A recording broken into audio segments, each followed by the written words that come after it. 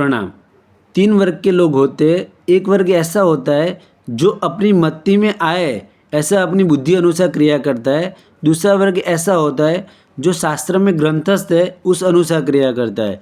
तीसरा वर्ग ऐसा है शास्त्र में ग्रंथस्थ तो है पर एक क्रिया हमें किस लिए करने की, उसका रहस्य क्या, उसके अंतिम पर्याय तक पहुंचकर उसके परिणाम को ख्याल में रखकर उपयोग सतर्क रखकर वह क्रिया करता है ताकि उसकी क्रिया भी अमृत अनुष्ठान बनती है।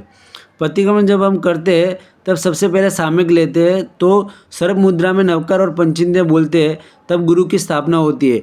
पर गुरु की स्थापना किए बिना सबसे उसके पहले कई जगह खमासमन दिया जाता है, तो उसके पहले खमासमन देने का किसको, जब गुरु की स्थापना नवकार और पंचेंद्रिय बोले तभी होती है। और उसके पहले इच्छा कारण संधिसा भगवान सुधर्मा स्वामी की स्थापना ऐसा बोलने का भी होता नहीं है।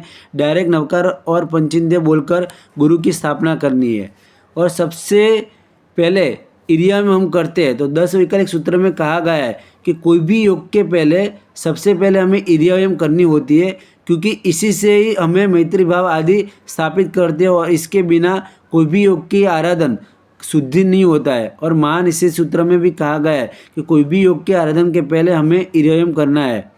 जैसे न्यायाधीश के सामने कोई अपराधी हो और वो अपना पाप का इकरार करके कटघरा में मस्तक झुकाकर अपना पाप का इकरार करता है, और इसी तरह हमें भगवान की कोर्ट है ऐसे समझकर अपना पाप का इकरार करना है। जो एक इंद्रिय से लेकर पंचेंद्रिय जीवों की जो हमने विराधना की है, उनकी हिंसा की है, उनको जो परिताप उपजा है, उनका मिच्छामि दुक्कडम करके हमें समय याचना करनी है। जैसे अयमुत्या मुनि भगवान ने इसी सूत्र से केवल ज्ञान प्राप्त किया था, तो इसी सूत्र से हमें मैत्री भावना आदि स्थापित कर योग की जो कोई भी प्रतिक्रमण के जो आवश्यक है उनको शुरू करना है। प्रणाम।